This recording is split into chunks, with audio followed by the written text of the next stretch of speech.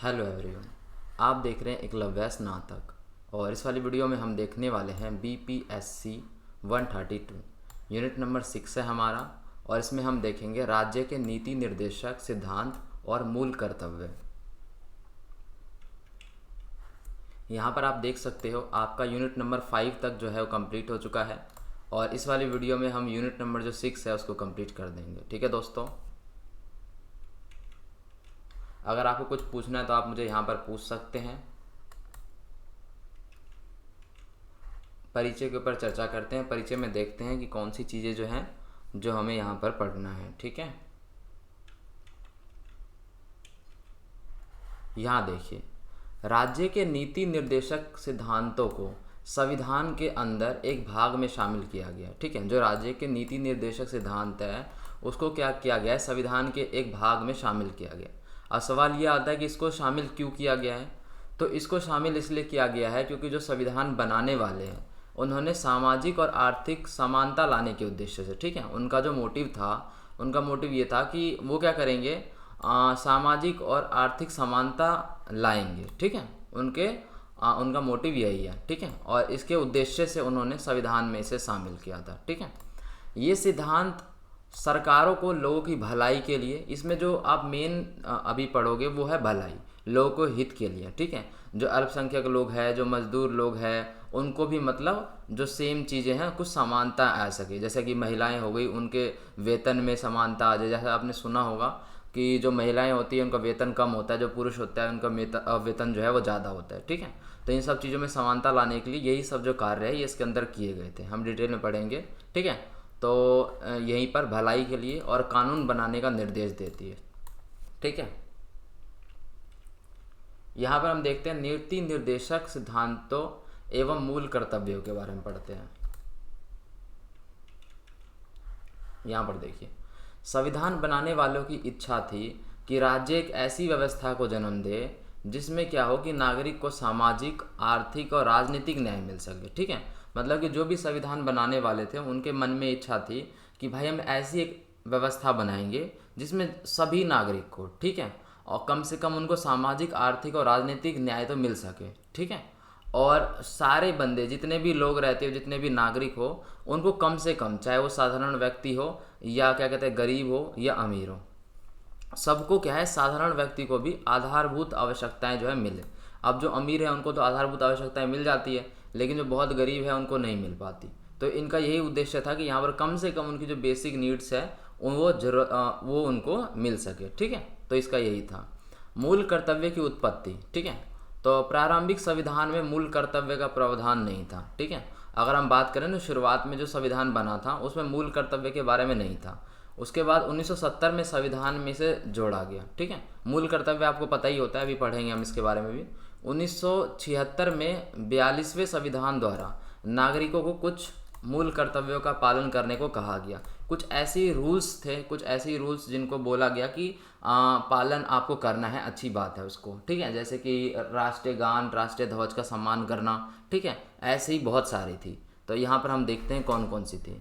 भारतीय नागरिकों के मूल कर्तव्य, जो भारतीय नागरिक है उनके मूल कर्तव्य कौन कौन से हैं उन्हें देखते हैं। देखिए, अगर हम बात करें यहाँ पर संविधान के अनुच्छेद 51A के अनुसार, ठीक है, 51A के अनुसार, तो नागरिकों को कुछ इस प्रकार के मूल कर्तव्य जो हैं दिए गए हैं जिनके बारे में अभी हम पढ़ रहे हैं। देखिए, संविधान और उससे संबंधित आदर्शों का सम्मान करना। सबसे पहली बात क्या है, संविधान का सम्मान करना। संविधान से संबंधित जो भी चीज़ें हैं, जो भी आदर्श है, उनका जो है सम्मान करना बहुत ज़्यादा जरूरी है एक आम नागरिक को। ठीक है, और सबको।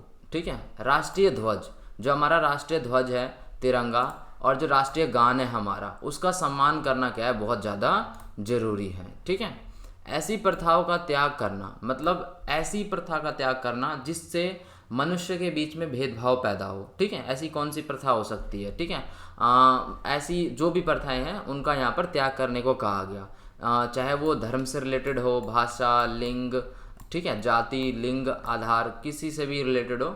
तो अगर ऐसी कोई चीज़ है जो मनुष्यों के बीच में भेदभाव उत्पन्न करती है, ठीक है, तो उस चीज़ को यहाँ पर त्याग करना था, ऐसी प्रथाओं का। ठीक है, भारत की एकता और अखंडता की रक्षा करना, जो भारत है अपना, उसकी एकता और अखंडता की रक्षा करना, ये सभी नागरिकों का फर्ज है। ठीक है, आगे देखते हैं यहाँ पर प्राकृतिक पर्यावरण। जो हमारा प्राकृतिक पर्यावरण है, ठीक है, जो हमारे पेड़ पौधे हैं, जो भी चीज़ें हैं प्राकृतिक से रिलेटेड, उनको क्या है, उनकी हमें देखभाल करनी है।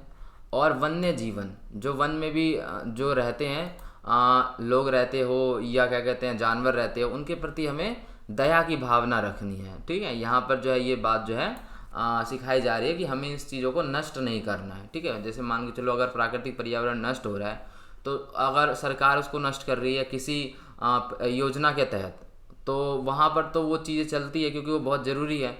लेकिन अगर कोई बंदा इसे नुकसान पहुँचा रहा है, या चोर हो गए, ठीक है, जो कि ये सारे काम करते हैं, तो इन सब चीज़ों के प्रति हमें क्या है, जागरूक होना है और इन सब चीज़ों से थोड़ा सा देखना है चीज़ों को। ठीक है, यानी कि यहाँ पर मूल कर्तव्य है, यहाँ पर ये बताया जा रहा है कि अगर कोई जानवरों का शिकार करता है या ऐसी चीज़ें करता है तो उसको यहाँ पर नहीं करनी चाहिए। ठीक है, सार्वजनिक संपत्ति को नुकसान ना पहुँचाए, ये बहुत ज़्यादा ज़रूरी है। जैसे आपने देखा होगा कभी कभार क्या होता है, जो जनता है वो सरकार के निर्णय से जो है गुस्सा हो जाती है, तो सार्वजनिक संपत्ति को नुकसान पहुंचाती है। ठीक है, तो ऐसा नहीं करना चाहिए बिल्कुल भी, क्योंकि वो सार्वजनिक संपत्ति है, वो हमारी संपत्ति है। अगर हम उसे नुकसान पहुंचाएंगे तो एट द एंड जो नुकसान होगा वो हमारा ही होगा।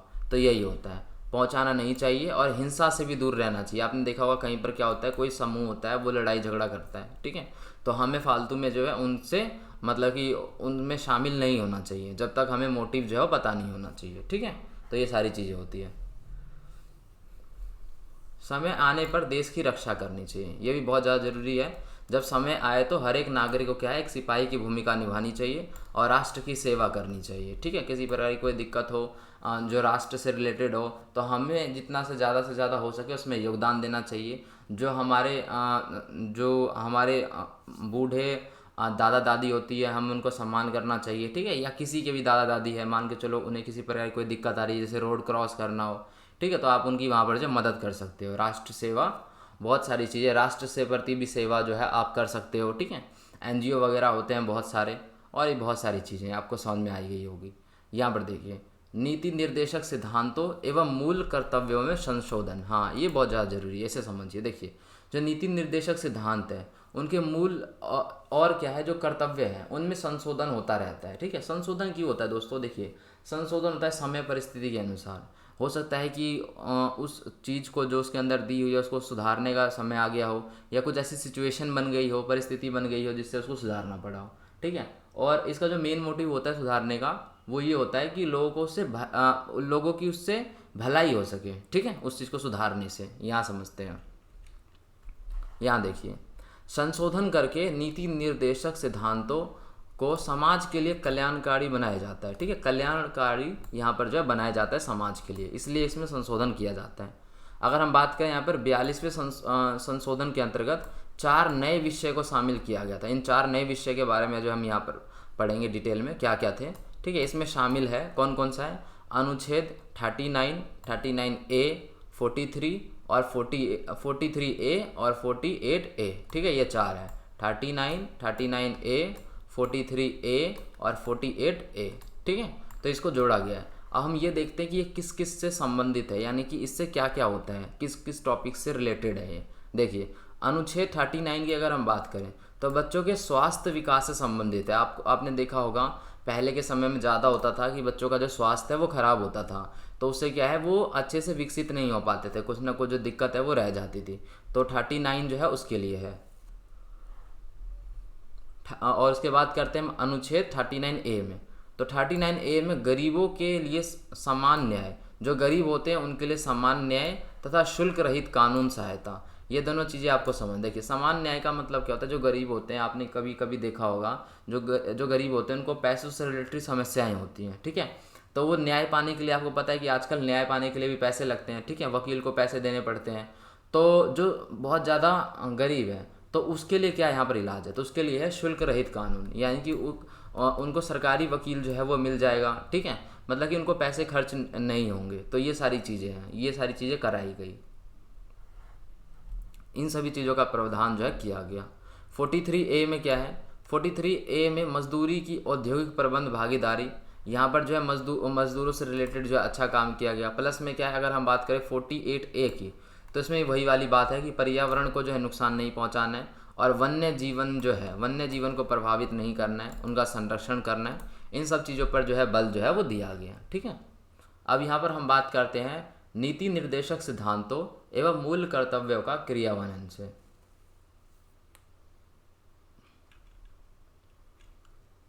यहाँ पर देखिए, स्वतंत्रता के बाद नीति निर्देशक सिद्धांतों के आधार पर क्या हुआ, भारतीय सरकार ने कई प्रकार की योजनाओं और कार्यक्रम का आयोजन किया। ठीक है। जैसे ही हमें आज़ादी मिली तो उस समय क्या हुआ, नीति निर्देश सिद्धांत का जो है आधार है उसे बनाया गया। ठीक है। तो जब उसको बनाया गया तो उसमें कई सारी योजना और कार्यक्रम जो थे वो शामिल थे।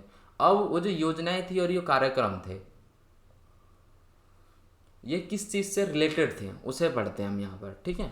देखिए यहाँ पर, जिसका मुख्य लक्ष्य था सामाजिक आर्थिक असमानता को समाप्त करना। आपको पता है कि समाज में क्या है, सामाजिक असमानता है, पैसों से रिलेटेड, कोई बहुत अमीर है कोई बहुत गरीब है, तो उस चीज़ से रिलेटेड समानता को यहाँ पर जो है थोड़ा सा समाप्त करने की कोशिश की गई। ठीक है।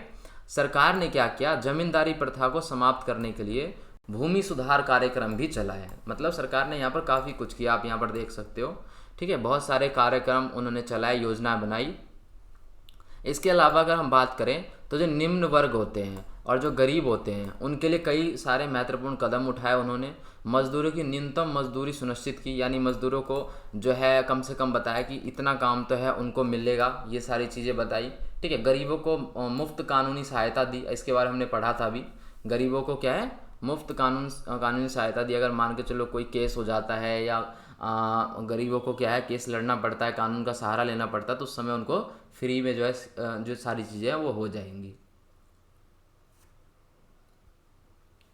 बाकी यहाँ पर हम बात करते हैं बाल मजदूरी और बंधुआ मजदूरी को ख़त्म करने की। ठीक है।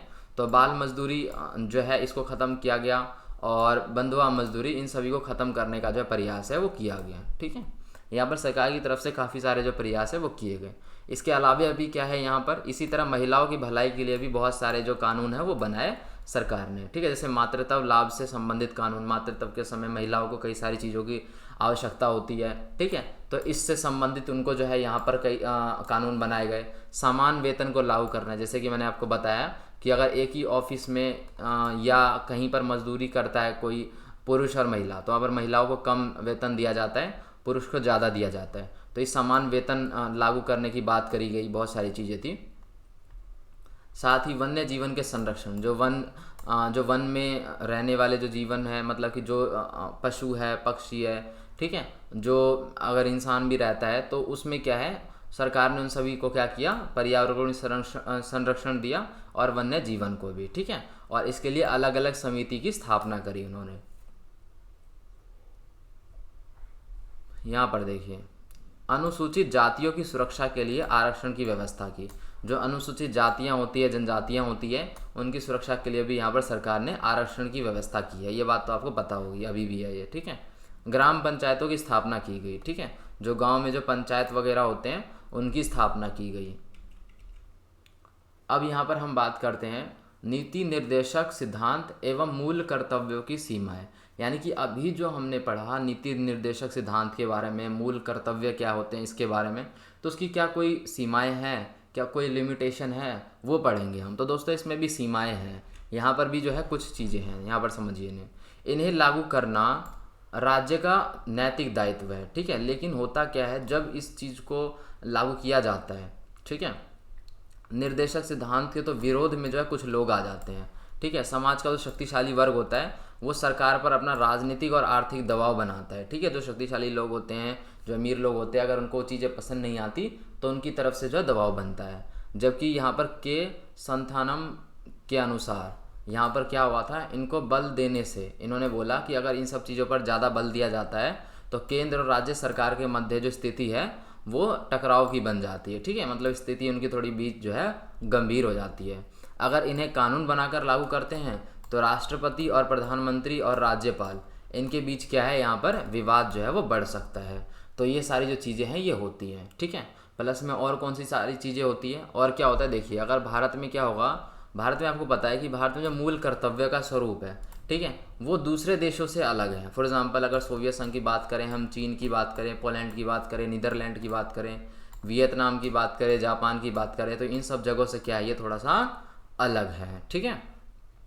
लेकिन अब क्या है, अब सभी चीज़ों में जो सुधार देखने को मिल रहा है। जैसे कि अगर हम कुछ दशकों की बात करें, तो भारतीय नागरिक ने भी क्या करा है, मूल कर्तव्यों के प्रति जागरूकता देखी है। स्कूलों में ये सारी बातें सिखाई जा रही है, ठीक है। इंटरनेट पर हमें बहुत सारी चीज़ें जो है वो देखने को मिलती है, तो वहाँ पर क्या है, लोगों के अंदर ये देखी गई है कि उनके उनके अंदर क्या है, जो मूल कर्तव्य है उनके प्रति वो जागरूक हो रहे हैं, और सभी चीज़ों का वो क्या है, आदर कर रहे हैं, समझ रहे हैं लोग। अब मतलब स्थिति जो है पहले से बेहतर जो है वो हो रही है, ठीक है। तो इस प्रकार की जो चीज़ें हैं वो आपको यहाँ पर समझ में आ गई होगी, ठीक है।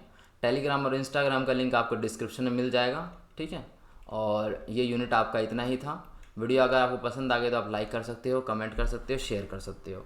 साथ ही चैनल को सब्सक्राइब कर देना और बेल नोटिफिकेशन आइकन को प्रेस कर देना, जिससे क्या होगा, नई वीडियो की जो नोटिफिकेशन है वो आपको मिलती रहेगी, ठीक है दोस्तों। तो मिलते हैं नेक्स्ट यूनिट में, तब तक के लिए धन्यवाद।